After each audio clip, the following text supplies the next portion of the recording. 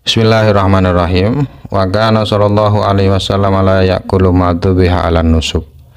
Nabi Muhammad sallallahu alaihi wasallam tidak pernah memakan hewan-hewan yang disembelih untuk diberikan kepada berhala-berhala. Wa harrama syurbal khamri 'ala nafsihi ma'a syuyu'ihi fi qaumihi syuyu'an 'azima. Dan Nabi juga mengharamkan untuk dirinya sendiri meminum minuman keras, ya, meminum khamar. Walaupun di saat itu, di masyarakat di sekitar Nabi, khamar ini sudah sangat meluas sekali. Hampir semua masyarakatnya biasa minum khamar, ya. Tapi Nabi mengharamkan untuk dirinya sendiri. Wa dzalika kulluhu min as-sifatil lati yuhallillahu biha anbiya'ahu liyakunu 'ala tamamil istidadi litalaqi wahyihi.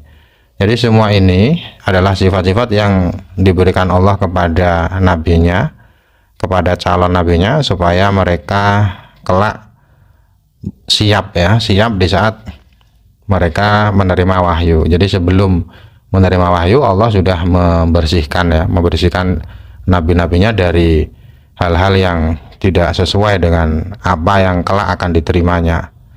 Fahum maksumuna minal adnasi qabla nubuwati wa ba'daha. Jadi para nabi itu tidak hanya dijaga Allah setelah menjadi nabi saja, tapi sebelum menjadi nabi itu juga Allah menjaganya dari kotoran-kotoran yang dilakukan oleh masyarakat sekitarnya. Amma qabla nubuwah falyata'ahhalu lil amril azim alladzi sayusnadu ilaihim. Mengapa Allah menjaga mereka sebelum menjadi nabi? Supaya mereka layak menerima beban besar yang akan disandarkan kepada mereka. Wa amma ba'daha falyakunu qudwatan li umamihim alaihi minallahi afdhalus salawati wa atammu taslimat. Dan mengapa setelah menjadi nabi Allah menjaga mereka dari hal-hal yang tercela, supaya mereka menjadi panutan bagi umat-umatnya. Semoga Allah memberikan sholawatnya dan keselamatannya kepada mereka semua. Ma akramahullahu bihi qabla nubuwah. Alangkah mulianya kemuliaan yang diberikan Allah kepada Nabi Muhammad sebelum diangkat menjadi nabi. Awalu mihnatin minallahi ma hasula minal barakati ala ali halimah alladzina kana mustardian fihim. Pertama kali kenikmatan yang diberikan Allah kepada Nabi Muhammad adalah keberkahan-keberkahan yang dirasakan oleh keluarga Halimah yang saat itu Nabi Muhammad berada di perkampungan mereka, berada di keluarga mereka. Jadi Nabi Muhammad itu kan di masa kecil menyusu kepada Halimah, ya. Di saat Nabi berada di rumah Halimah itu keluarga Halimah merasakan keberkahan Nabi. Faqad kanu qabla hululihi binadihim mujdibin. Jadi sebelum Nabi datang ke sana mereka dalam keadaan dalam keadaan buruk, keadaan kelaparan. Maksudnya tanah mereka dalam keadaan gersang, ya, dalam keadaan kekurangan hujan. Falamma sara bainahum sarat hunaimatuhum, ya, ta'ubu min mar'aha wa inna adra'aha latasila labanan. Dan setelah Nabi Muhammad berada di sekitar mereka, berada bersama mereka, saat Nabi Muhammad berada bersama mereka, maka kambing-kambing mereka yang di saat itu tidak kekurangan pangan dan kambingnya kurus-kurus, mereka kembali makan makanannya. Artinya tumbuh-tumbuhan yang sebelumnya digunakan untuk makan kambing itu sebenarnya sebelumnya mengering, kemudian kembali menghijau lagi, sehingga kambing-kambingnya menjadi gemuk. Dan juga kantong susu kambing itu juga yang asalnya tidak mengeluarkan air susu, kemudian kembali mengalirkan air susu. Wa yarhamullahul Busiri haitsu yaqulu fi hamziyatih. Ya, semoga Allah memberi rahmatnya kepada Al-Busiri yang menuliskan satu syair, ya, di dalam syair hamziyahnya. Wa idza sakharal ilahu unasan li sa'idin fa innahum syuhada'u. Bila Allah telah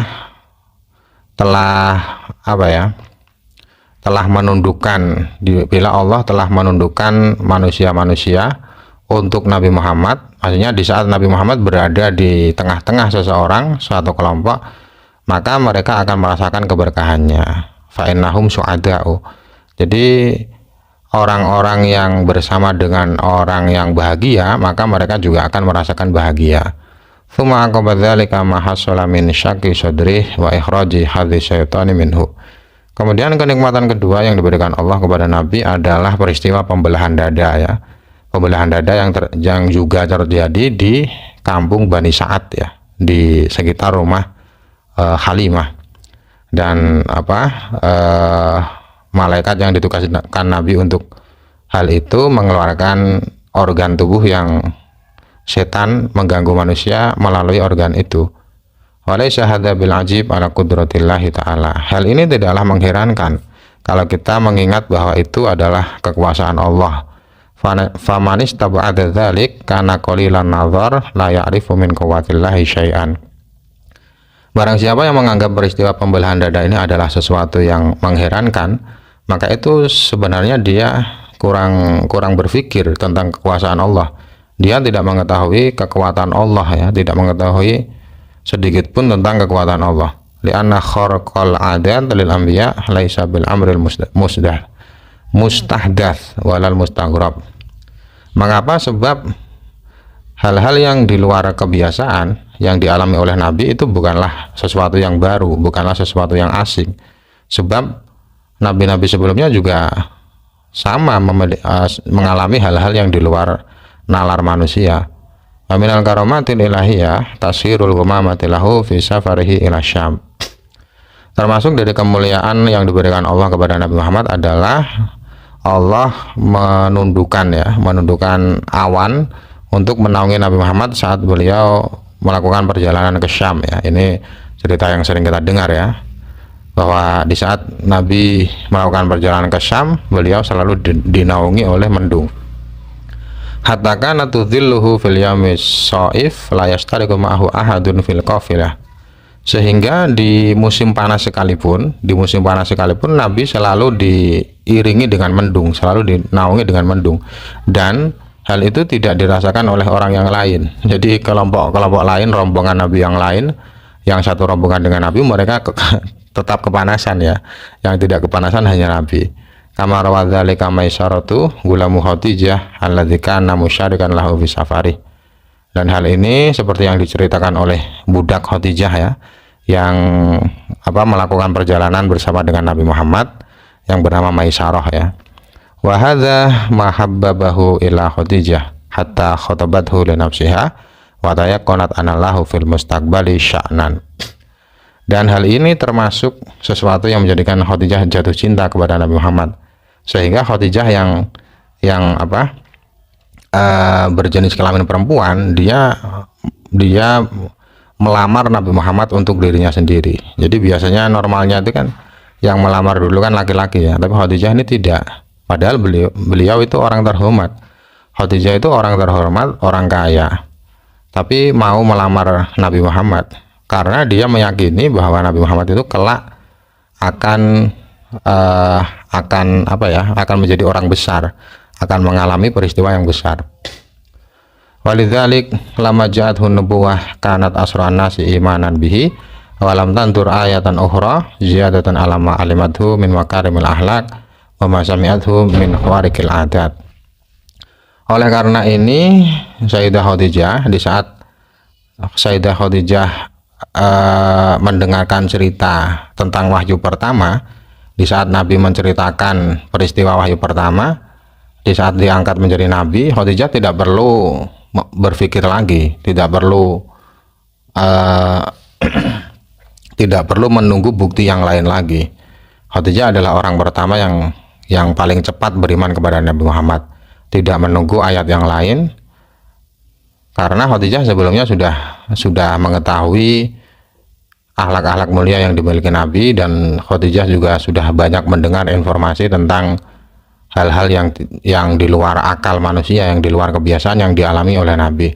Jadi berbekal dengan pengetahuan itu, berbekal dengan seringnya berinteraksi dengan Nabi, Khadijah sudah tahu, ini tinggal menunggu waktu. Suamiku ini kelak pasti akan menjadi orang besar.